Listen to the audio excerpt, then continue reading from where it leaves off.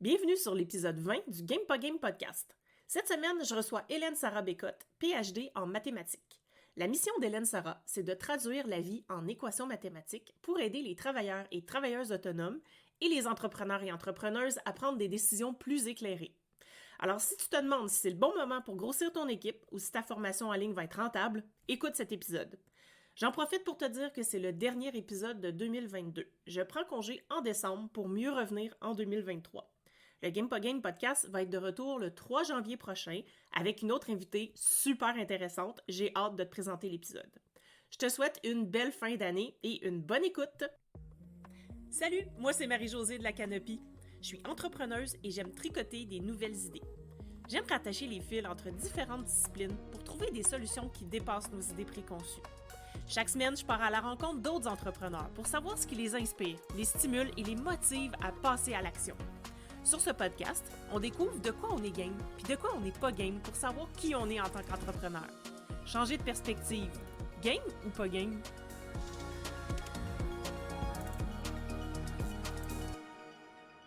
Salut Hélène Sarah, bienvenue sur l'épisode. Merci. Je suis vraiment contente de te voir parce que, en fait, moi je t'ai rencontré il y a comme 2 ans à peu près, ou 1 an et demi, je me souviens plus en tout cas, puis je t'avais déjà contacté là, parce que je faisais un doctorat en informatique cognitive. Puis quand j'ai vu que tu utilisais les mathématiques pour expliquer, pour reproduire la vie, j'étais comme « Wow, mais mon Dieu, c'est exactement ce que j'aime, mais en même temps, je suis vraiment pas bonne. » Fait que, bon, voilà. Puis je pense que c'était une story Facebook. C'est comme ça que je t'avais découvert. C'est drôle. Puis là, je t'avais rencontré. Puis là, en fait, on s'était rencontrés. Puis je t'avais parlé de mon projet de doc, qu'est-ce que je voulais faire. En tout cas, bref. Tout ça pour dire que la vie a changé depuis ce temps-là. C'est vraiment plus la même réalité. Mais je voulais te rencontrer parce que je trouve ça super intéressant ce que tu fais. Tu réussis à calculer des affaires qu'on pensait incalculables en tant que solopreneur ou travailleur autonome. Puis je voulais qu'on en parle un peu plus sur cet épisode-là. Mais d'abord, est-ce que tu voudrais te présenter aux personnes qui nous écoutent? Oui, bon, fait que moi, c'est Hélène Sarah. Écoute, comme tu l'as dit, je pense que on se souvient de moi souvent parce que j'ai un doc en maths, là, même si c'est peut-être un petit peu overkill pour ce que je fais en ce moment. Mais tu sais, longue histoire courte, moi quand j'étais plus jeune, je voulais être designer de mode, puis là, en tout cas, tu sais, de fil en aiguille comme ça, mes parents m'ont un petit peu découragée d'aller là-dedans, fait que j'ai fait « OK, je vais aller faire un bac en admin », tu sais, pour avoir ma business ou tu sais quoi que ce soit. Puis ce qu'il faut savoir, c'est qu'à l'époque, je détestais les maths, mais genre pour mourir. Pour moi, les maths qu'on nous enseignait à l'école, c'était mais tellement inutile puis tellement aride. Puis surtout, on nous faisait apprendre des formules par cœur. Je veux dire, ça pourquoi? Sert à rien. Ouais. Genre, l'examen c'est littéralement évaluer ma capacité à retenir des formules puis à les recracher, tu sais. Exactement. Genre, limite, genre, il y a même pas... Les problèmes sont même pas compliqués. En tout cas, ça, c'est un autre sujet. Là, je m'enflamme à chaque fois que je parle de ça. Fait que, baseline, je rentre au bac en admin, j'haïs les maths, puis on s'entend que quand tu fais de l'admin, t'as des maths à faire, tu sais. Fait que là, j'étais comme, bon, je vais avoir un petit passage du combattant, mais comme, on va se gérer, c'est correct, tu sais. Puis là, finalement, à un moment donné, je tombe sur un cours où... On utilise les mathématiques pour optimiser des routes de camions. Fait que, tu sais, quand tu as 100, 200, 500 clients à visiter avec un camion pendant la même journée, tu vas pas faire la route à la main. Je veux dire, c'est ce qui se faisait il y a très, très, très longtemps, mais jamais que tu vas être capable de, ça va te prendre vraiment un temps fou à essayer de juste créer une route, puis après ça, c'est sûr que ça sera jamais la meilleure route possible. Fait que là, on apprenait vraiment comment prendre ce problème-là puis le traduire en équations mathématiques. Puis non seulement il y avait la notion de traduction de la réalité avec les maths que je trouvais qui était vraiment intéressante, mais en plus, je pouvais voir les maths parce que c'est un réseau routier. Fait que clairement, je pouvais voir à quel endroit j'avais besoin d'une équation, puis cette espèce de parallèle-là entre les deux mondes, ça a vraiment déclenché quelque chose en moi, puis ça a vraiment fait, OK, mais genre les maths, c'est utile, puis en plus, c'est utile pour résoudre des problèmes qui sont ultra concrets, mais pourquoi personne m'en a jamais parlé aussi clairement que ça, tu sais? On s'entend-tu que de calculer le nombre d'oranges qui rentrent dans mon char, c'est concret, mais c'est comme vraiment... Ça sert à rien. Ça sert à rien. Qui fait ça? Exact! Je sors dans des jeux où tu peux gagner de l'argent, là, c'est à peu près tout. Fait que c'est ça. Puis à partir de là, j'ai vraiment fait « Ah, mais ça m'intéresse vraiment beaucoup. » Puis tu sais, j'ai une facilité à faire ça, tu sais. Fait que j'ai juste continué là-dedans. Fait que là, je m'en vais à maîtrise pour faire des maths de gestion. Puis là, après ça, je fais comme, ben écoute, pourquoi pas un doc en maths, hein, tant qu'à être rendu là. Tu sais, j'aimais ça. Fait que je me suis pas trop posé de questions, puis j'ai continué. Fait que, à travers ça, j'ai aussi enseigné les mathématiques de gestion. Puis tu sais, on se rappelle qu'à la base, je n'aime pas les maths. Puis la plupart des étudiants en gestion, en administration, n'aiment pas les maths non plus. Surtout ceux qui s'en vont, par exemple, en ressources humaines et en marketing. C'est comme vraiment très typique. Puis là, moi, j'étais là, tu sais, mon cours, le cours que je donnais, c'était un cours obligatoire pour les... En fait, j'en ai donné plusieurs, mais c'était surtout pour les premières années puis les deuxièmes années, OK? Fait que, tu sais, vraiment ceux qui sont comme là juste pour le passer. Puis j'étais comme, mais voyons donc, y a-tu moyen de rendre ça pratique? Tu sais, mettons la fille, là, qui s'en va en marketing puis qui travaille comme assistante gérante dans une boutique de linge en ce moment, là, elle pourrait les utiliser, les maths. Mais il y a zéro exemple qui existe qui s'adresse spécifiquement à elle. Fait que j'essayais vraiment fort de trouver des façons de leur montrer qu'ils pouvaient l'utiliser dans leur futur job, peu importe c'était laquelle, même leur job actuel. Mais tu sais, on s'entend que rendu là, j'étais quand même une académique qui était wannabe application industrielle. Puis comme, clairement, il y avait un gap que j'essayais de remplir, mais j'avais pas l'expérience pratique pour le faire parfaitement. Fait que dans le fond, à partir de ce moment-là, mon besoin de démocratiser les maths a vraiment commencé, tu sais. Puis à l'époque, étant donné que justement, j'avais pas d'expérience dans l'industrie vraiment, mais j'utilisais les maths pour optimiser la vie de tous les jours. Fait que, tu sais, mettons, dans un party de session universitaire, combien tu peux calculer, combien tu as besoin de bière et de pizza, tu sais, combien tu as besoin de différents types d'alcool en fonction des drinks que tu veux faire. Fait que, tu sais, c'était vraiment des trucs que, ben, même si peut-être tu l'utiliseras pas clairement dans ton party, tu comprends c'est quoi l'utilité. Puis oui, si tu as un super gros party ou tu as un mariage ou tu deviens organisateur d'événements, ben là, ça devient utile, tu sais. Fait que c'est un peu comme ça que ça partit.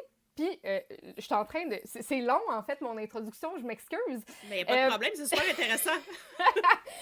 Puis, là, après mon doc, ben, je trouvais pas de job qui me plaisait. Plus ou moins, on m'offrait des postes de gestion de projet, ce qui n'est pas... J'ai pas fait un maths pour faire de la gestion de projet. Fait que je me suis partie à mon compte. Puis, les premiers mandats que j'ai pris, c'était beaucoup pour de la recherche et développement.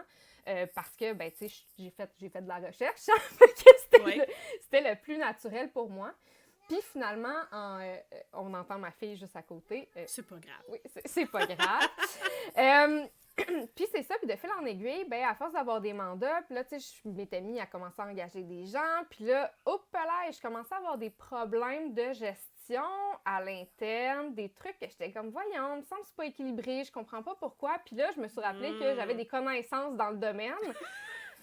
Puis j'ai décidé d'appliquer tout ce que je connaissais des maths puis de la gestion des opérations à ma business de service. Puis c'est là que j'ai commencé à me créer des outils pour m'aider à naviguer là-dedans. Puis ces types d'approches-là, puis ces types d'outils-là, je les ai pas vus à nulle part. T'sais, souvent, on va les voir pour les entreprises. Il y a certains logiciels qui existent pour les entreprises de services qui ont, par exemple, 15, 20, 30 employés et plus, mais il n'y a rien qui existe pour les très petites entreprises et les solopreneurs. Fait que là, j'ai fait, OK, mais c'est parce que si j'ai autant de douleur que ça avec ces problèmes-là, je ne suis clairement pas la seule. Puis ça me fait vraiment plus triper que de faire de la recherche et développement. Fait que j'ai juste fait, yeah, you know what, c'est ça que je fais. Ça cadre en plein avec ma mission de base qui est de juste aider les gens à, tu sais, aimer les maths, mais les utiliser concrètement dans leur job parce que c'est un outil qui est vraiment fantastique. Fait que c'est ça. Fait que c'est pour ça que j'en suis rendue là, finalement. Ça a commencé par les maths, ça finit par... ça a commencé par la mode, ça finit par les maths. C'est ça. Hey, mais c'est drôle parce que moi aussi, c'est ça que je voulais faire quand j'étais plus jeune en design de mode. Puis mes parents aussi m'ont découragée de faire ça. Puis après, je suis allée étudier en admin, mais au DEC, là, j'ai fait un DEC. Je ne me suis pas rendue plus loin là-dedans parce que pour vrai, c'était tellement souffrant. Mais comptabilité, je pense que j'avais eu 26%. J'ai jamais eu ça de ma vie comme note. Mais bref, tout ça pour dire que ça me fait passer un peu à mon parcours, mais moi, j'ai pas continué dans les maths. Parce que j'ai pas jamais vu l'intérêt non plus. Puis je faisais toujours des cours d'appoint. Puis moi, on dit que c'était comme... C'est horrible. C'était pénible. Mais t'as raison, en fait, c'est comment on nous l'enseigne. Parce que... Puis d'ailleurs, bravo, en fait, d'avoir créer des outils ou des exemples concrets pour les étudiants parce que, justement, j'ai l'impression, je sais pas, tu pourras me le dire, mais est-ce qu'il y en a qui ont découvert quelque chose avec toi en étudiant les maths dans tes cours? Écoute, est-ce qu'ils ont découvert quelque chose? Tu sais, c'est difficile à dire parce que, Ouais. encore là, ça, c'est la scientifique en moi, mais tu te dis, s'il y avait eu un autre prof, ça aurait été quoi leur découverte? Ouais. Tu sais, c'est impossible à tester. Ouais. Mais je sais qu'il y en a, tu sais, il y a plusieurs de mes étudiants qui, tu sais, qui me remercient à la fin du cours, ou tu sais, j'ai certains étudiants qui m'écrivent, des anciens étudiants qui m'écrivent encore pour me dire qu'ils ont vraiment trippé sur mes cours, puis qu'ils aiment ce que je fais en ce moment, tu sais. Fait que, tu sais, est-ce que j'ai la solution unique? Je pense pas, mais tu sais, je pense que j'ai peut-être réussi à semer une petite graine de plus dans la tête de ceux qui étaient complètement démotivés par les maths, là. Tu sais, c'est pas une blague, là. Le cours s'appelait... c'est quoi? Analytique, quelque chose, puis il l'appelait tout anal. Tu sais, juste pour te dire à quel point il était aimé, là. Moi, quand j'ai entendu ça, la première fois, j'ai fait, ben non, ils peuvent pas appeler le cours anal, franchement, là. Voilà, c'est ça. C'est souvent criant de vérité, ces genres de parallèles-là qu'on fait. Absolument. Bon, ben, en tout cas, j'espère que t'as... Mais selon moi, t'as réussi, parce que s'il y a des étudiants qui reviennent, des anciens étudiants qui reviennent aujourd'hui, c'est déjà un signe, là, même si... Ouais. Bon. Puis c'est pas important ce qu'ils auraient appris avec quelqu'un d'autre. C'est ce qu'ils ont appris avec toi qui est important. Puis, qu'est-ce que, en fait, selon toi, qu'est-ce que tu as observé comme plus grand défi chez les entrepreneurs par rapport à... Parce que je sais que là, tu offres des outils pour calculer, en fait, notre rentabilité, le temps qu'on a disponible dans notre horaire quand on offre des services, etc. Mais qu'est-ce que tu as observé comme le plus gros problème là, chez les travailleurs autonomes ou les solopreneurs? C'est une bonne question. Y a-tu un problème? Ben, tu sais, vraiment, tout tourne pour moi autour de la compréhension ou la valorisation peut-être de notre propre temps. Tu sais, parce que quand tu te lances en affaires, t'as pas de cash. Ouais. Ou très peu, ou, tu sais, si t'es chanceux, t'as hérité, mais comme... C'est rare. C'est le cas de personne, OK? Ouais. Fait que là, on part du principe que t'as pas d'argent. Fait que pour toi, c'est comme si de base, tu considérais que ton temps, c'est gratuit.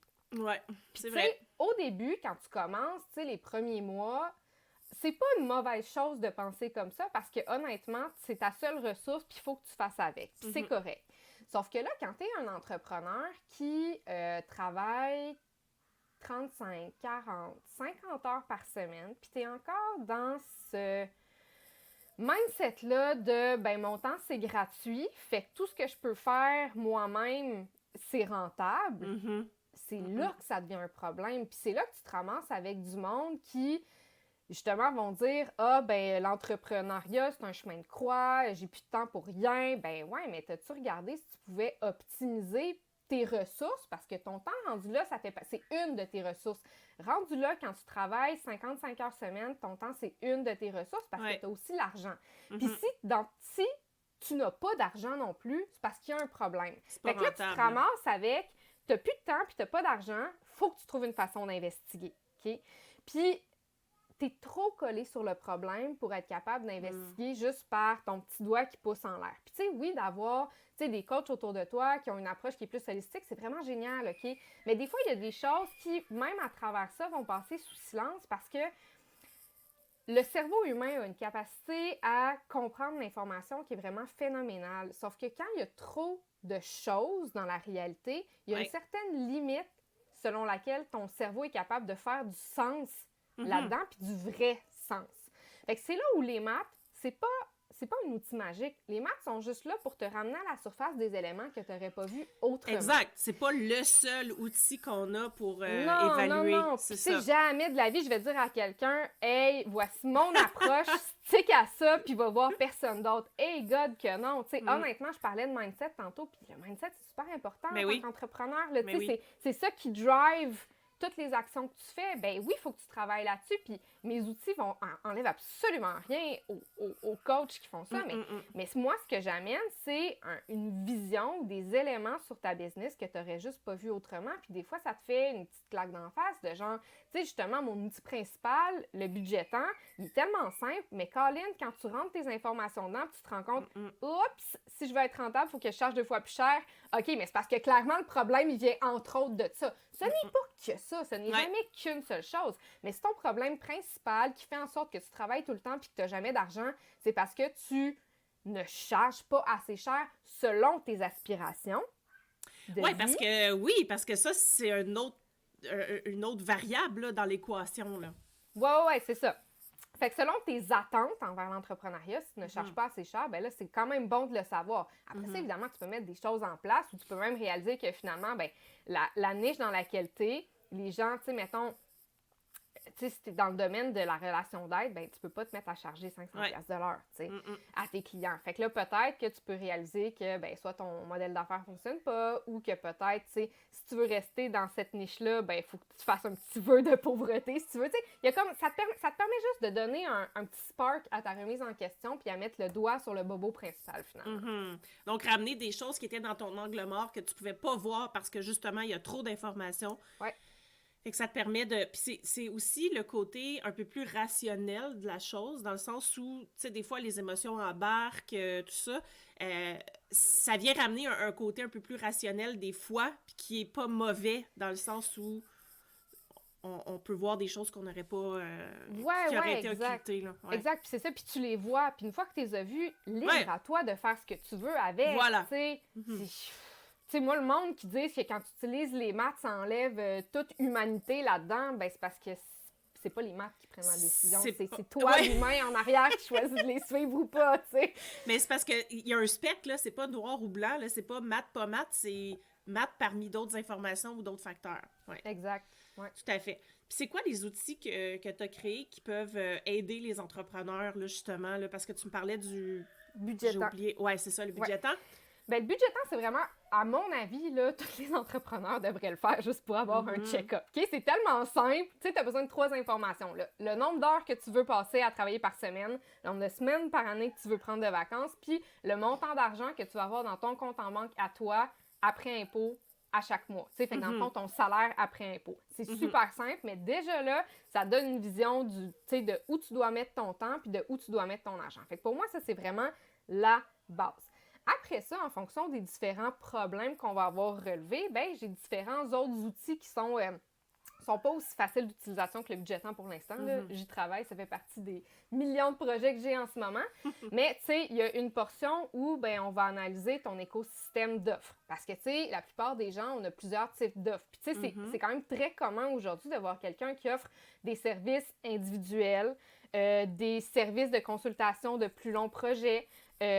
Après ça, tu vas avoir des programmes de groupe, puis après ça, tu vas avoir des formations asynchrones. Tu sais, une espèce de mix de différents produits et services comme ça, c'est très commun aujourd'hui. Mais de quelle façon tu analyses la rentabilité de l'ensemble de tes offres? De quelle façon tu es capable d'identifier si une offre est plus rentable qu'une autre? Est-ce que tu devrais mettre plus d'énergie à promouvoir une offre versus une autre? Fait que j'ai un outil qui permet d'analyser l'écosystème, ton écosystème d'offres comme ça, puis justement faire un reality check sur est-ce que mes offres sont aussi rentables que ce que je pensais, puis est-ce que je mets l'énergie de promotion de mes offres à la bonne place? Parce que, tu sais, si tu passes ton temps à promouvoir l'offre la moins rentable, c'est peut-être pas optimal, tu sais. Fait que, tu sais, j'ai ça. Après ça, j'ai un autre outil qui te permet de savoir environ combien d'argent puis combien de clients tu devrais faire par mois pour être dans ta zone idéale pour te permettre de couvrir tous tes frais. Mais de jamais tomber en overtime. Fait que ça te permet vraiment d'avoir un range de ben, c'est quoi mon nombre de clients ou mon revenu minimum à atteindre par mois pour justement survivre. Puis après ça, tu sais, un montant ou un nombre de clients maximal. Parce que, tu sais, souvent, en tant que très petite entreprise, ben on se dit, ben là, il faut que je prenne tous les clients tout de suite. Tu sais, au pire, je vais les gérer après. Mais non, mais je veux dire, si tu le sais d'avance que tu n'as pas de place dans ton horaire avant 3 mois, ben je veux dire, tu peux le savoir et dire simplement à ton client, je te prends dans 3 mois. Ouais. Mais si tu le sais pas, c'est quoi ta charge de travail actuelle, tu seras jamais capable de lui dire clairement.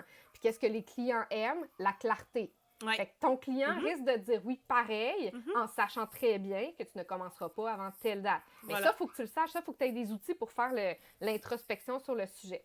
Après ça, je te dis, j'en ai plein d'outils. Mais je savais pas. Moi, j'avais pas vu que tu avais tout ça, là, mais vas-y, j'aime ça. Non, mais c'est ça, mais je fais pas une... Je suis tellement intéressée par créer ces outils-là que je fais une job vraiment mauvaise à les promouvoir après. Je suis très consciente de ça. Après ça, J'en ai un autre, c'est comme un mix d'outils, là, mais ça pour calculer d'avance le retour sur investissement d'un futur projet. Fait que, justement, tu te lances dans une formation en ligne ou, juste dans la création d'une offre, super packagée. Mais, souvent, on va regarder juste la rentabilité une fois que tu le donnes. Fait que, ça me prend 5 heures le donner, puis je fais 10 000, fait que c'est vraiment rentable. Ouais, mais si en amont, tu as passé 250 heures à créer tes actifs, c'est pas nécessairement rentable. Fait que, un outil qui te permet de faire la part des choses là-dedans. Après ça, là, gars, je te dis, j'en ai, ça n'a juste pas de bon sens. Il faut que je fasse un ménage là-dedans. Fait qu'écoute, je te reviens avec une map claire de ce que j'ai à offrir éventuellement. Mais j'en ai beaucoup, tu sais. Puis en fait, la plupart de ces trucs-là, il y a quand même beaucoup d'éléments qui sont communs à chacun d'entre eux, tu sais. Oui, c'est ça. Comme, tu sais, dans le fond, chacun offre une réponse spécifique à une question spécifique, mais en arrière, ça reste vraiment les mêmes concepts. Puis tu sais, c'est quoi les concepts? C'est de savoir chaque produit ou service, ça te prend combien de temps à faire? C'est quoi le montant d'argent que tu fais par? C'est quoi le temps que tu as de disponible? Tu sais, c'est vraiment, les concepts centraux sont vraiment tout le temps les mêmes. C'est juste que je les emboîte puis je vais les présenter différemment, justement pour répondre à la question spécifique. Oui. Puis tu sais, comme les formations en ligne, parlons-en, là, on met beaucoup de temps à développer ça. Ouais. Mais après, comment on fait pour savoir combien il faut en vendre? Puis en fait, c'est parce que je lisais une de tes infolettes cette semaine qui disait, tu parlais de comment anticiper combien je vais vendre d'offres, combien je vais avoir de clients, même si c'est pas possible de savoir exactement. Mais pourquoi c'est important de déjà anticiper? Parce que justement, quand on produit des services en amont, puis qu'on met beaucoup de temps là-dessus, ben comment savoir si ça va être rentable? Ouais, c'est ça. Puis tu sais, je pense qu'il y a deux chiffres qui sont super importants à savoir là-dedans avant de te lancer dans la création de justement ta nouvelle offre, ta nouvelle formation. C'est quoi le pire scénario? Souvent, le pire scénario, quand tu es très petit, tu n'as pas une grosse audience, ben, ça va être 0. OK? Genre, faut être réaliste. Fait que, tu sais, quand tu le sais que le pire cas, ça peut être 0, il y a quand même des choses que tu peux mettre en place pour augmenter la durée de vie des actifs que tu vas créer dans ta formation. Fait que, par exemple, les faire assez... Tu sais, c'est ça, c'est que ça te donne juste des indicateurs. Tu sais, mettons, tu te dis, le pire cas, c'est que j'en vende aucun. De quelle façon je peux construire ma formation pour lui donner plusieurs vies après? Est-ce qu'il y aurait possibilité que chaque mini-vidéo devienne une capsule indépendante que je publie sur YouTube? Est-ce qu'il y aurait moyen que les cahiers d'accompagnement deviennent des stand-alone petits produits à côté? Tu sais, fait que ça te donne un indicateur d'avance que peut-être la façon que je vais construire ma formation, je vais le faire pensant que je peux récupérer chacun des actifs que je crée. Puis là, c'est toi qui fais de la gamification, clairement, dans ce que je viens de dire. J'ai vu tes yeux de « Ah ouais, on pourrait faire ça, puis ça, puis ça après. » J'avais même pas pensé, mais ouais. Mais tu sais, il y a juste façon de... Tu sais, c'est ça, en connaissance de cause, qu'est-ce que je fais rendu là? Puis là, après ça, le deuxième chiffre qui est important, c'est quoi le plus gros montant d'argent que je peux faire? Puis ça, ben, c'est intéressant de le savoir parce que si tu te rends compte que le plus gros montant que tu peux faire, ça ne couvre pas tes frais, ben peut-être que là, c'est signe qu'il y a quelque chose qu'il faut que tu revoies à quelque part. Peut-être que tu vas le lancer pareil en disant que c'est un projet de cœur puis qu'au pire, tu vas récupérer les actifs, mais au moins, ça donne une idée. Puis tu sais, on a tellement... Puis tu sais, j'adore les formations de chez J'adore, OK? Mais tu sais, dans les dernières années... On a tellement vendu que c'était la chose à faire que, tu sais, là, il y a beaucoup de gens qui se lancent dedans, puis moi y compris, hein, j'ai fait l'erreur à un moment donné de mettre comme des heures à en plus finir dans une formation, puis tu sais, j'ai quand même fait une couple de mille avec, mais jamais ça rentabilisé le temps que j'avais pris dessus. Mais, tu sais, c'est ça, c'est comme... Tu sais, je pense que là, le discours commence à être de plus en plus nuancé, là, puis tant mieux, mais tu sais, je pense qu'il y a plusieurs personnes qui sont passées par là, puis... L'affaire, c'est qu'une formation a pas mal plus de chances d'être rentable chez quelqu'un qui a une grosse audience. Personne ne parle de ce facteur-là. Mais non. Mais tu sais, si tu commences en entrepreneuriat, puis tu décides de lancer une formation, tu vas pas faire de cash ou à peu près pas. Puis il y a des calculs qui te permettent d'estimer c'est quoi à peu près le montant maximal que tu peux faire. T'sais, ça se pourrait que tu sois super chanceux puis que ça se vende plus, mais comme c'est une exception, il y a peu de chances que ça arrive, tu comprends? Il y a peu de chances il y a peu de chances que tu tires un as de pique dans un paquet de 52 cartes. Tu comprends? C'est des statistiques rendues là. Je suis gossante avec mes maths, mais c'est vraiment non, mais c'est vraiment ça. Pour vrai, c'est les probabilités, là. Exact. On on n'invente rien, là. Ouais. Non, c'est ça, mais tu sais, chez quelqu'un qui a une très, très grosse audience, ben là, son chiffre maximal de vente va être vraiment plus élevé. Puis dans son cas aussi, le chiffre plus petit probable de vente, ben ça sera probablement pas zéro. Ouais. Fait que tu sais, c'est là où, juste d'amener ces questionnements-là, ben ça te permet de prendre des décisions qui sont plus éclairées. Sont plus éclairées, pourquoi? Parce que tu as une meilleure idée de ce qui risque de se passer demain. Ça sera jamais à 100% ce que tu as prédit, mais ça va te donner un range de possibles. Puis je pense que déjà là, quand tu as un range de possibles, tu es plus intelligent avec ta business, tu es plus conscient des choix que tu fais. Ouais. Puis après ça, tu sais, tu peux vraiment plus revenir sur ta décision puis faire, si j'avais à le refaire demain, est-ce que je le ferais encore puis pourquoi? Puis quand tu le sais que tu as parti ton projet en sachant qu'il y avait peu de chances que ce soit rentable, ben là, c'est de ta faute si c'est pas rentable après. Parce que tu n'as pas pris, tu sais, je veux dire, tu as été contre ce que les chiffres... Puis tu sais, je veux dire, tu peux avoir de la chance, comme je dis, mais tu sais, c'est que ça donne plus d'outils pour naviguer, finalement, dans la business. Voilà. Puis, en fait, ça te permet juste de prendre des meilleures décisions. Puis si tu décides d'y aller quand même, ben fine, tu sais, comme tu dis, ça peut être un projet de cœur, ça peut être quelque chose qui t'intéressait, puis tu voulais l'essayer, puis c'est parfait, mais tu l'auras fait en connaissance de cause. Oui, c'est ça, exact. Ah, mais c'est super intéressant. Puis, comment tu travailles avec tes clients? Parce que là, on a tous ces outils-là, là, mais est-ce qu'on les... Mettons, moi, là, qui tombe en confusion là, quand je fais des maths. Ouais. Comment je fais pour les utiliser? Est-ce que tu nous aides à les utiliser? Ouais, ben là, je suis un peu, tu sais, je suis en congé, disclaimer, hein, je suis en congé de maternité en ce moment, fait que je suis un minimum active sur la business, puis je suis beaucoup active dans mes réflexions. Tu sais, pour moi, les maths, c'est mal enseigné, puis à l'heure actuelle, on devrait tous être mieux outillés que ce qu'on l'est présentement. Fait que j'ai cette mission-là sociale de éduquer à un endroit où l'école a peut-être manqué sa shot. Ce qui fait en sorte que, pour moi, ça ne fait aucun sens de garder derrière un mur payant mes calculs de base. Ça ne fait littéralement aucun sens. Parce que c'est un... Peut-être que je vais trop loin dans ma philosophie, mais pour moi, c'est un droit fondamental d'être en mesure de calculer. Puis si j'ai la chance d'avoir une facilité à transposer les concepts, c'est pas pour autant que je devrais le monétiser tel quel. Fait que vers où je m'en vais avec ma business, puis tu sais, je commence tranquillement pas vite à faire des petits changements là-dessus. Là, je suis lente parce qu'encore une fois, je suis en congé de maternité. Oui, avec raison, oui.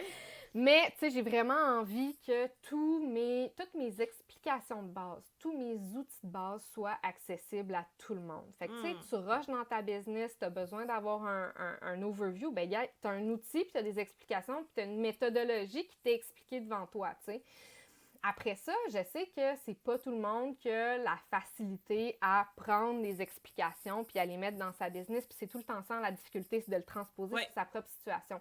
Là, c'est sûr que la mère Teresa, c'est pas nécessairement un bon exemple, mais la pédagogue en moi a quand même ses limites de bienfaisance, puis évidemment, tu sais, quand c'est rendu au support qui est plus individuel, ben là, ça va être possible de travailler avec moi. Puis j'ai différentes façons de faire, tu sais, autant ça peut être super ponctuel, fait que tu vois justement mon budgétaire, puis t'es comme, j'essaie de, tu sais, j'ai analysé tout ça, là, puis j'ai essayé de l'appliquer à ma business, mais j'ai encore, tu sais, 2-3 questions. Ben là, tu sais, des fois, pour 2-3 questions, on a juste besoin de 10 ou 20 minutes ensemble. Ben, gars, tu peux prendre 10 ou 20 minutes avec moi pour qu'on fasse le ménage de tout ça, puis après ça, t'es good to go, tu sais.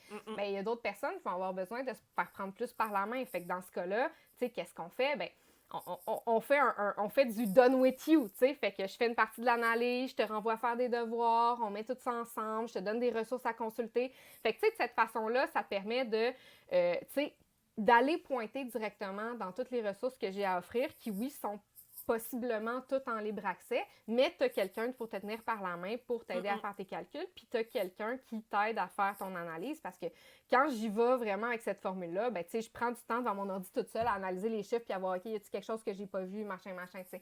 Fait que dans le fond, pour moi, ça, c'est vraiment l'écosystème idéal entre, je permets à la communauté d'augmenter sa numératie, qui est la littératie des maths, qui est la capacité à utiliser, à comprendre les maths, tout en offrant la possibilité d'avoir du support de plus. Fait que, tu sais, j'ose croire que c'est l'équilibre idéal entre les deux. OK. Donc, pour l'instant, ouais, ben, écoute, mais moi, je trouve ça quand même super cool que tu offres ça gratuitement, dans le fond, parce que... Puis, ils sont vraiment bien élaborés, tes outils, là. Moi, je les ai utilisés. Ça m'a remis Merci. quelques petits trucs d'en face aussi. Oh, OK. Je pense que je vais changer certaines choses. Mais c'est super, ça. Mais, OK, sauf que là, j'ai une question. Si tu veux pas y répondre, c'est correct. Comment tu fais pour être rentable de ton côté? C'est une bonne question, mais tu vois, là, mes gros changements, je les ai faits vraiment depuis le début de mon congé en maternité. Fait que, tu sais, est-ce que je suis rentable? C'est difficile à dire. Je veux dire, je suis en congé de maternité. Ouais. Fait que, T'es pas 100% dedans, là. non, exact. Après ça, tu sais, c'est sûr que, tu sais, j'ai envie d'y aller avec une stratégie de volume. Fait qu'à ce moment-là, d'avoir un modèle de pricing qui est freemium, si je peux utiliser des termes plus start-up, mais tu sais, qui est d'offrir justement une grosse partie gratuite puis une petite partie payante, comme plusieurs applications, ça existe. Tout à fait. Ça fonctionne, tu sais. C'est sûr que pour l'instant, ma communauté, je m'en tirerai pas, j'ai fait mes calculs, ma communauté n'est pas assez grande pour que ce soit viable à long terme. J'ose croire que d'ici la fin de mon congé de maternité, ça va avoir augmenté puis que là, ça va être possible. Sinon, d'un côté stratégie business, je suis dans une avenue de regarder aussi le sponsorship, l'affiliation, pour être capable de complémenter tout ça. Tu sais, je vois très bien une grande banque sponsoriser un outil qui simule ta croissance. Tu sais, parce que ça donne envie à des entrepreneurs de croître, ça identifie leurs besoins monétaires, ben c'est tout naturel pour moi qu'une banque ait envie de promouvoir ses services avec ça.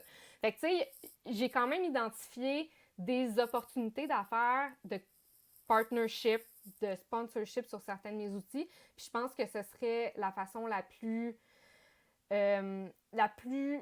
intelligente pour la communauté de faire mes choses, finalement. Fait que non, mais c'est super intéressant parce que ça sort des modèles qu'on est habitué de voir, en fait, puis ça amène comme d'autres solutions, justement, qui peuvent être bonnes pour d'autres personnes qui sont dans d'autres domaines, là.